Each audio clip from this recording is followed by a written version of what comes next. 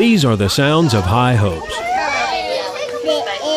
bitsy spiders, lots of other stuff.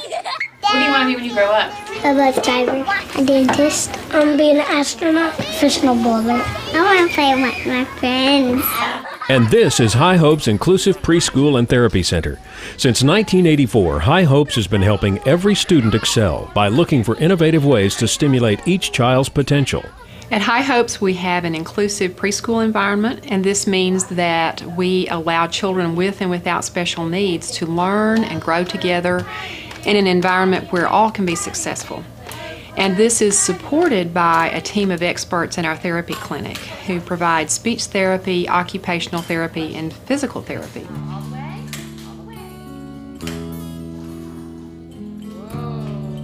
Catherine has cerebral palsy. Catherine has a lot of challenges, both physically and socially. He couldn't tolerate light. He did not like to have his clothes changed. We knew something wasn't right. And we found out at Vanderbilt Children's that he had hypotonia. My younger daughter, Elena, she is 13 months old right now, and she has a rare chromosomal disorder called Creta-Shaw. This is Caroline. She was born with Down syndrome. Will, who's 4, and he's a typically developing child. And then I have Cooper, who's 3, who has special needs as far as physical development.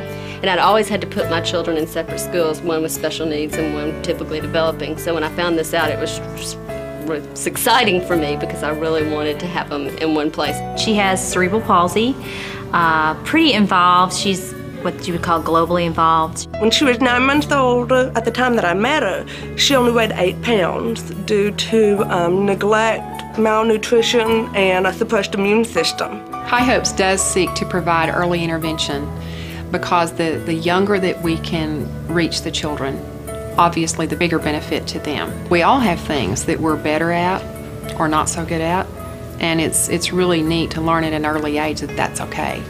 And I think the typical children learn from the children who might have special needs that it's okay not to be perfect, and that I will get praised even if I don't do something perfectly.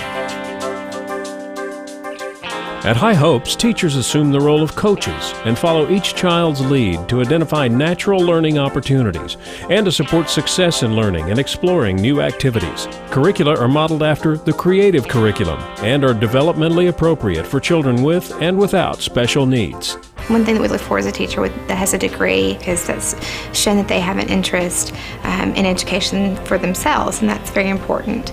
But most importantly, I think one of the primary characteristics that we look for in a teacher is someone that loves children. I start off making typically developing age-appropriate activities and then specially tailor them to a child with a different need.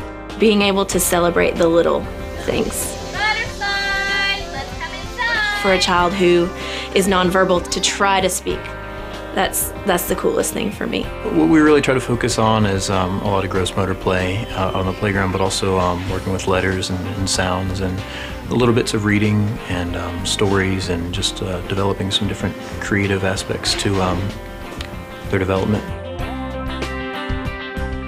High Hopes provides occupational, physical, speech, feeding, and listening therapy services to its preschool students and to outpatients from birth through age 21.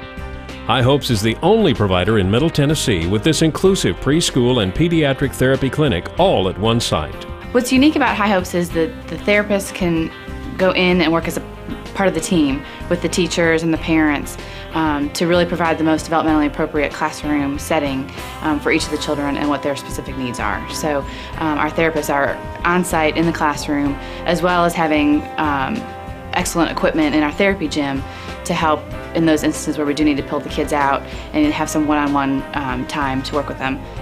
High Hopes and working with the therapists here, we've just seen, exponential change. I mean, obviously sitting up and head control, and but also just things you learn when you're in preschool, and try and learn to share and learn to work with others and play in, and sort of building relationships. They've helped him learn to crawl and to walk and to just really be that child that can function in an everyday world, and we didn't know if we would have that. Well, it's really been crucial in keeping Elise mobile. She loves coming to therapy, she knows all their names, and is always excited to come. We looked all over the community for something that would fit all of her needs in one setting. And this is the only thing that we found that has been effective for us. And High Hopes has been a godsend.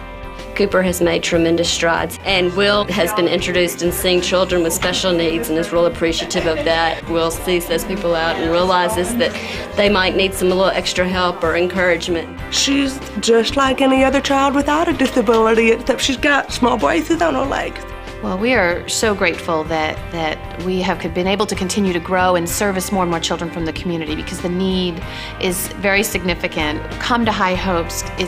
The love here is palpable. All of our board members give us their time, their service, their resources, and all for one reason: children. Came to a couple of events with Will and his parents, and just fell in love with the place, the people, and what they do. My grandson is now a second grader, and we owe a lot to High Hopes. So for me to be on the board is payback. That's all it took.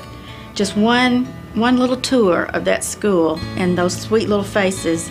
I was a goner. It's walk in the door, and some of High Hopes will always leave with you. I came to the school one day, and that's basically all it takes. It meets a tremendous need in the lives of these children and their parents. And when I came and saw the facility, it is so awesome, and the therapists are so outstanding that I wanted to be a part of it. As a private nonprofit entity, High Hopes must raise more than 20% of its operating expenses from outside sources. You can't charge a young family enough to cover the cost. And the staff, they work for a lot less than they could at the public school system, and they have to work twice as hard and get half the credit. So it's the leanest, meanest group you've ever seen, so that you know that if you give $1 to High Hopes, I'll bet 99.9 cents of that dollar is going to take care of that child. For more information about enrolling your child in this unique and exciting learning environment, for information about therapy services, to volunteer, or to offer financial support, contact High Hopes at 615-661-5437. More information is also available on our website. What has kept us focused and what will keep us moving forward is knowing the wonderful families that are served here at High Hopes. Seeing the end product of the remarkable progress that is made in such a short amount of time is rewarding always.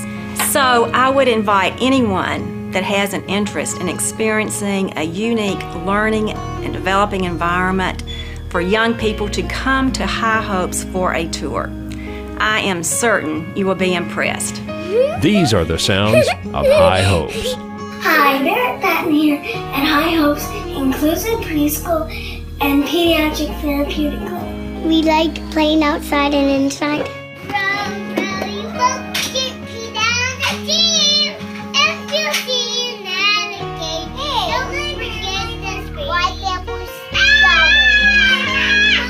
And outside, we have found a grasshopper. Really? Yeah. High Hopes is a great place. I love working here. When I'm done with High Hopes, I'll be in kindergarten. I like all the therapists, and I just love the way they decorated this part of the building. Out came the sun and dried all the rain, and the itsy bitsy spider will up the water still again. Let them be little, 'cause they're only that way for a while. Give them hope, give them praise, give them love every day. Let them cry, let them giggle, let them sleep in the middle. Oh, but let them